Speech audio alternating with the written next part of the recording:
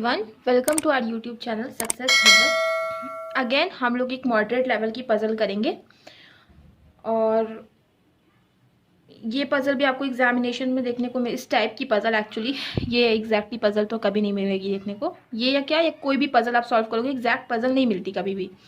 ठीक है, तो चलो हम लोग पढ़ना शुरू करते हैं। Each of the 6 actors Meena, Seema, Kiran, Shilpa, Archana, Kavita acts on exactly 1 day of a week starting from Monday to Saturday. देखो मंडे टू सैटरडे क्या है, फिक्स यहाँ पे बता दिया है। मंडे से स्टार्ट होगा, सैटरडे को खत्म होगा, तो हम इसको फिक्स करके अपनी हम टेबल बना लेते हैं। ठीक है, देखो मैंने कैसे शॉर्ट में लिखा है, आपको भी ऐसे ही लिखना है शॉर्ट में। ठीक है, चलो। Each actor acts for different number of hours in a day up to a maximum of 10 hours. ठीक है, सब लोग अलग अलग घंटों में काम करते हैं, मैक्सिमम 10 घंटे तक कोई भी काम करता है। ठीक है, it is also known that Meena and Shilpa act on Tuesday and Thursday respectively. Respectively का मतलब ये होता है कि मीना ट्यूजडे को और शिल्पा थर्सडे को। अगर रेस्पेक्टिवली नहीं होता तो ऐसा भी हो सकता था कि मीना थर्सडे को आ रही है, या मीना ट्यूसडे को आ रही है, या शिल्पा थर्सडे को आ रही है, या शिल्पा ट्यूसडे को आ रही है।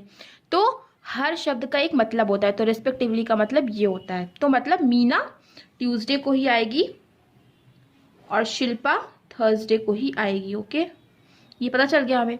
Number of hour for which Kiran act is more than the. देखो अब आवर्स की बात की गई तो यहाँ पे एक आवर्स कैसे ही खींच लो। ठीक है, ताकि आपको पता चले कि यहाँ पे आवर्स की बात की गई है और इधर डे के बारे में अगर कुछ बोला जाएगा तो लिख लेना। ठीक है, ताकि आपको बार बार ना लिखना पड़े कि ये आवर्स के बारे में है, ये डे के बारे में है। ठीक है, आपको ऐसे ही पता चल जाएगा कि ये आवर्स के बारे में, ये डे के बारे में है। तो अब देखो क्या बोला गया है, numbers of hour for which Kiran act is more, मतलब जितने घंटे किरण एक्ट करती है वो ज्यादा है देन दैट ऑफ अर्चना। तो मतलब किरण जितना घंटा काम करती है, किरण ज्यादा घंटे काम करती है अर्चना से। ठीक, and the number of hour for which Seema act is less than Kavita, और कविता से सीमा जो है वो कम काम करती है। ठीक, मतलब किरण जो है अर्चना से ज्यादा काम करती है और कविता जो है सीमा से ज्यादा काम करती है। Number of hours for which acting is done by any of actors on every alternate day starting from Tuesday consist of multiples of 3 in decreasing order. Alternate day का सबसे पहले क्या मतलब होता है? देखो ऑल्टरनेट डे का मतलब होता है जैसे कि ये मंडे है, ये ट्यूसडे है, ये वेडनेसडे है, तो मंडे और वेडनेसडे क्या है, ऑल्टरनेट डेज है। ठीक है, फिर मंडे और सॉरी वेडनेसडे और फ्राइडे क्या है, ऑल्टरनेट डेज है। ठीक है, तो ये होते हैं ऑल्टरनेट डेज का मतलब। ठीक है, तो आप देखो the number of days for which acting is done by any of the actors on every alternate day starting from Tuesday consist of multiples of 3 in decreasing order। decreasing order मतलब Tuesday, Thursday and Saturday, इन सभी में क्या होंगे, जितने भी दिन आदमी काम कर रहा है, जितने भी एक्टर्स काम कर रहे हैं वो मल्टीपल ऑफ 3 होंगे, वो भी डिक्रीजिंग ऑर्डर में। ठीक है, मल्टीपल ऑफ 3 होंगे वो भी डिक्रीजिंग ऑर्डर में। इसको ऐसे करके कुछ लिख लो, ये थोड़ा सा दिमाग में रखने वाली चीज़ है। ठीक है, आपको ये चीज़ दिमाग में रखनी है। एक बार ऐसे लिख भी लिया है हल्का सा। Okay, the number of hour for which acting is done. देखो एक चीज़ आपको समझ में आ गई कि मैक्सिमम कोई भी 10 घंटे काम करेगा, राइट, और डिक्रीजिंग ऑर्डर में मल्टीपल ऑफ 3 होंगे, तो यहाँ पे तो 3 ही है ही, तो मतलब 9, 6 और 3 ही हो सकता है। इतना तो समझ में आ गया ना आपको। क्या होगा इसमें, क्या लिखा हुआ है कि मैक्सिमम कोई भी एक्टर काम करेगा तो 10 घंटे काम करेगा। ठीक है, और यहाँ पे क्या बोला है, जो मल्टीपल ऑफ 3 होंगे डिक्रीजिंग ऑर्डर पे, ट्यूसडे से स्टार्ट होगा और हर ऑल्टरनेट डेज में मल्टीपल ऑफ 3 ही आएंगे, वो भी डिक्रीजिंग ऑर्डर में। तो इसकी केवल यही आ सकते हैं, इसके अलावा कोई और नहीं आ सकता है, क्योंकि मल्टीपल ऑफ 3 क्या होंगे जो कि 10 तक के अंदर आते हैं, वो होते हैं 9, 6 एंड 3 ही होते हैं, और सबसे बड़ा 9 होता है। तो डिक्रीजिंग ऑर्डर में क्योंकि आ रहे हैं तो 9 फिर 6 फिर 3। ओके, आई होप आपको समझ में आया होगा। तो अभी देखो नंबर ऑफ आवर्स, ठीक है, ये हमारा हो गया complete. Number of hour for which acting is done on every alternate days starting Monday consist of 3 prime numbers in increasing order। मतलब जो नंबर ऑफ आवर्स जिसमें एक्टिंग की गई है हर ऑल्टरनेट डेज में, जबकि स्टार्ट होगा मंडे से, दैट मीन्स मंडे का ऑल्टरनेट डेज होगा वेडनेसडे एंड वेडनेसडे का ऑल्टरनेट डे होगा फ्राइडे। ठीक है, वो क्या है, वो प्राइम नंबर है और वो इंक्रीजिंग ऑर्डर में होते हैं। ठीक है, प्राइम नंबर्स है और इंक्रीजिंग ऑर्डर में है। अच्छा देखो, प्राइम नंबर क्या होते हैं, जो कि सिर्फ खुद की टेबल से ही कट होते हैं। ठीक है, तो 1 to 10 के बीच में प्राइम नंबर्स क्या क्या हो सकते हैं? 1 to 10 में से प्राइम नंबर होगा 2, 3, 5, 7 बस। लेकिन 3 क्या है इसमें से, ऑक्यूपाइड है। और यहाँ पे क्या बोला है, सभी लोग डिफरेंट आवर्स में काम करेंगे, तो 3 तो ऑक्यूपाइड है, तो 3 नहीं हो सकता, मतलब 2, 5 या 7 ही होगा। ठीक है, 2, 5, 7 होगा। तो अभी आपको यहाँ पे क्या करना है, यहाँ पे क्या है, इंक्रीजिंग ऑर्डर में लिखा है, मतलब 2, 5 एंड 7 ऐसे लिखा जाएगा। ठीक है, 2, 5 एंड 7 इंक्रीजिंग ऑर्डर में क्योंकि हमें लिखना है। ठीक है, Kiran and Seema act on 2 consecutive days, मतलब किरण और सीमा आसपास के दिन में काम करेंगे, तो मतलब किरण और सीमा तो यहीं पे आएंगे आसपास के, मतलब कॉन्जिक्यूटिव मतलब इकट्ठे दिन में काम करेंगे। ठीक है, मतलब किरण और सीमा जो है वो ऐसे ही आएंगे, ये हम लिख लेते हैं, किरण सीमा ऐसे आएंगे। तो हमारे यहाँ पे ये डेज क्लियर हो गए। अब बस हमें ये क्लियर करना है। देखो, किरण के पास ज़्यादा एक्सपीरियंस है अर्चना से, कविता के पास ज़्यादा एक्सपीरियंस है सीमा से। ठीक है, तो किरण के पास ज़्यादा एक्सपीरियंस है अर्चना से, तो अगर हम किरण को मान लो 7 पे रखते हैं, ठीक है, तो ज़्यादा एक्सपीरियंस है अर्चना से, मतलब किरण के पास ज़्यादा एक्सपीरियंस है अर्चना से, मतलब कि अर्चना को या तो 5 पे भी आ सकती है, तो 2 पे भी आ सकती है।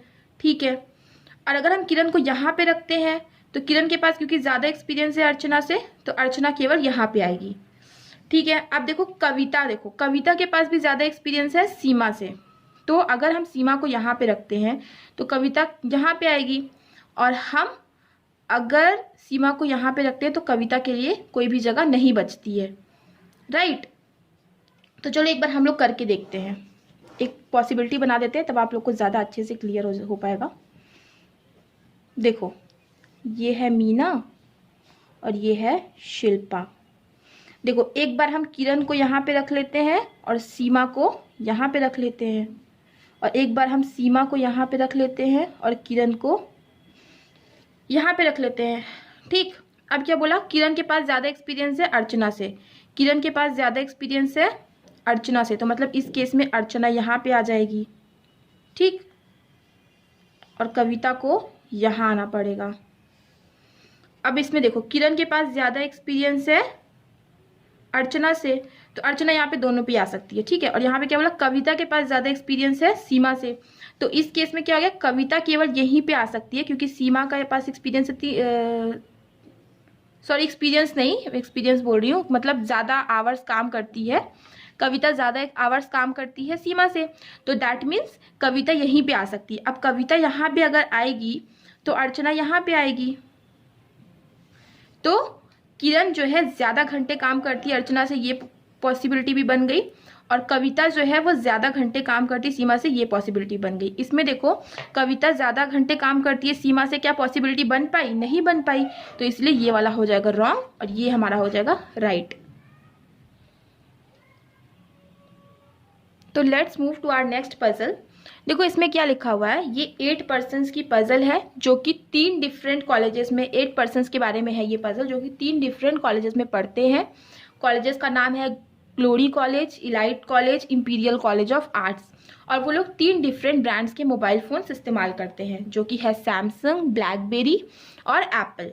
ठीक है, but not necessarily in the same order. Okay, maximum number of persons using any brand of mobile phone is 3, ठीक है। तो मैक्सिमम जो है, मैक्स टू मैक्स जो मोबाइल फ़ोन यूज़ करेंगे वो है 3, ठीक है।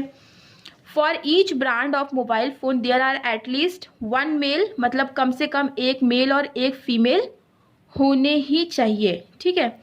Each brand of mobile phone user studies in only 1 college, मतलब हर ब्रांड का जो मोबाइल फ़ोन यूज़र्स होगा, मतलब जैसे इसका मतलब ये होता है, मान लो कोई सैमसंग का इस्तेमाल कर रहा है, ठीक है, तो सैमसंग के जितने लोग इस्तेमाल करेंगे ना वो सारे के सारे एक ही कॉलेज में पढ़ेंगे, ठीक है। मान लो सैमसंग का PQR इस्तेमाल कर रहा है तो वो सब के सब जो है इलाइट कॉलेज में ही पढ़ेंगे, समझ रहे हो, ये होता है, ठीक है।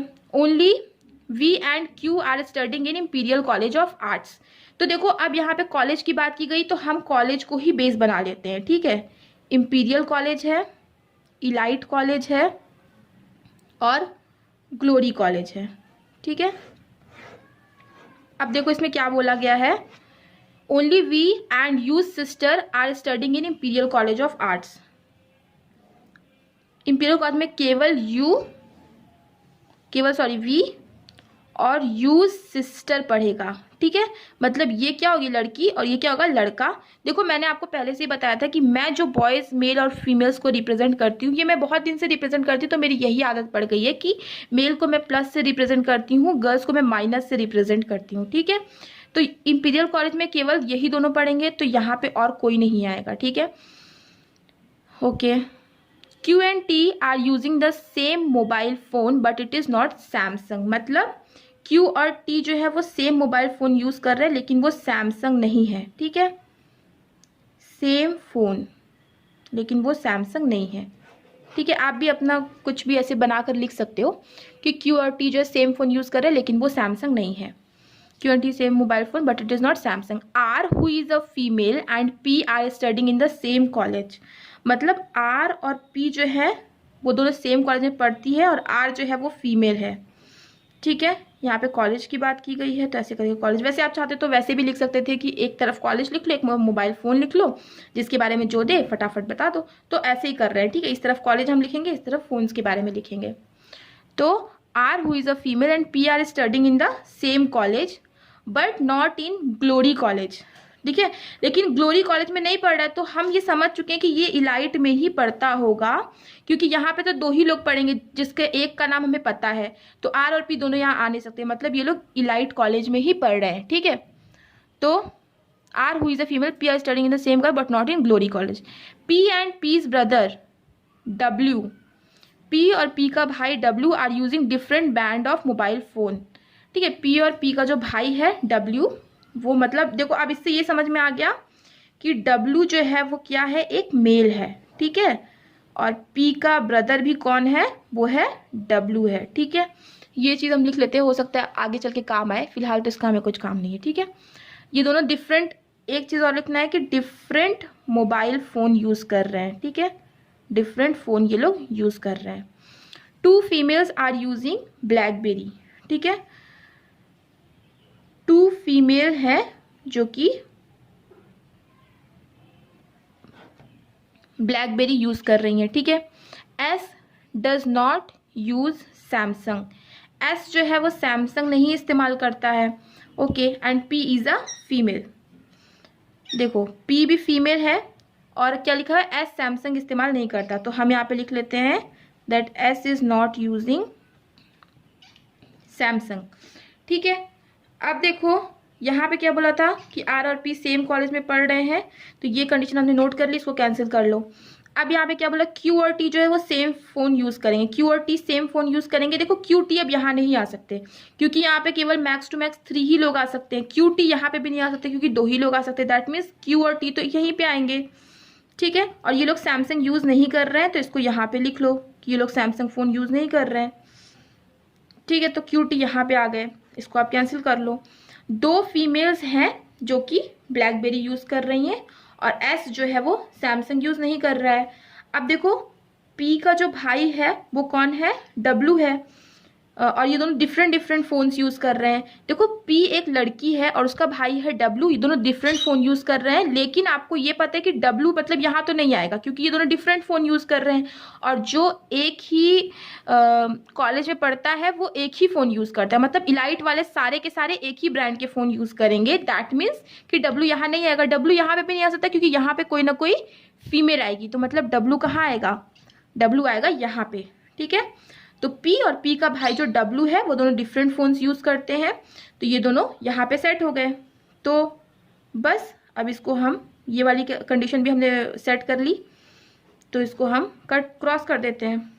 अब देखो दो फीमेल ब्लैकबेरी यूज़ कर रही हैं और S सैमसंग नहीं यूज़ कर रहा है। देखो यहाँ पे कहीं दो दो फीमेल के बारे में कहीं पे भी लिखा हुआ है,